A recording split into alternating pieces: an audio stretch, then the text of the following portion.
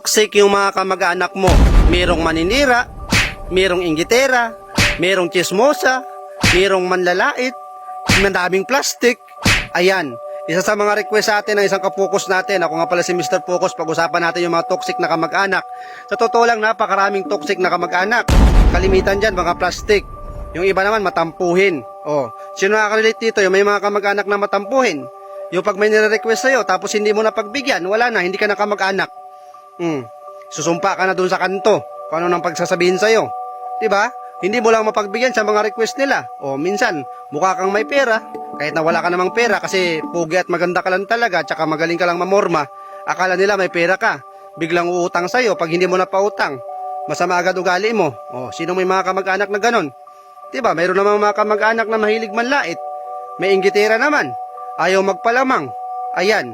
May mga kamag-anak din tayo dyan na mahilig mang-down, alam mo yun? Yung kamag-anak mo, auntie mo mismo, ikaw, yun pa yung magda-down sa'yo. Diyos mio. Diba? Napakagandang requesto sa atin mga kapukos. Ang na-request sa atin ngayon dahil nga yung kamag-anak niya daw masyado ng toxic. Diba? Lagi daw siya sinisiraan, dinadown siya, tapos minsan pinaplastic pa siya. Pag mayroon siya, nandyan. Ha? Nandyan. Nakangiti. Diba? Pero pag wala, pag hindi mo na pautang, nandun. Sa kabilang kapitbahay, ayan, chinichismis ka. O, sino may mga kamag-anak na ganyan? Ito pa yung malala dyan, di ba? Yung mga kamag-anak mo na inggitera, yun din yung maninira sa'yo. Ayan, ayaw nilang matanggap yung mga pangyayari sa buhay mo na magaganda. Di ba? Gusto nila, ano ka lang? Wala, mahirap ka lang, normal ka lang, at dapat kung yumaman ka, dapat marunong kang tumulong sa kanila. Kasi pag hindi mo sila tinulungan, yari ka. Di ba? Yun yung mindset nila eh. Kapag hindi mo sila tinulungan, kasi mayabang ka naman, total ka mag-anak naman, sasabihan kang mayabang. Kapag hindi mo napansin, mayabang ka na agad. O, sinong nakaranas nung ganyan? Ang dami mga kamag-anak na ganyan eh.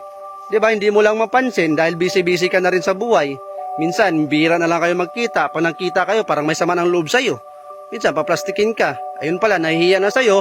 Kesyo na yumabang ka na kasi nagkapera ka na. Alam nyo mga kapukos, ha? Wala yun sa pera, gustado ng tao, yung pagiging magkamag-anak. Nananalay tayo sa dugo yun at laman. Ha? Pag-aralan yung maigi yan, pinag-aralan nyo ba yan? Di ba magkadugo kayo? So, hindi porkit na yumaman na siya, ay ayaw nyo na dun. Hindi porkit na hindi kayo tinulungan kasi kamag-anak nyo, tanggalin nyo sa utak nyo yan. Ha? Hindi porkit kamag-anak mo, pag tumanggi sa'yo, awayin mo na, masama agad ang ugali, wag ganun. Ha? Hindi ganun. Yung ibig sabihin na magkamag-anak. Ang magkamag-anak, magkadugo yan. Ha? Magkamag-anak nga eh. Diba? Isa kayo ng pinagmulan. Dapat nagmamahalan kayo. Kaya nga may reunion na tinatawag eh. May family reunion, may grand reunion kayo. Tapos ayaw nyo pumunta doon. Pag nandun naman kayo, nagpapataasan kayo ng ihi. Sino naman yung inaaway ninyo? Eh, kamag-anak nyo rin yung halos nandun. Diba? Isipin nyo yung mindset natin. Ito mga kapokos ha. Maraming salamat sa nag-request nito sa akin.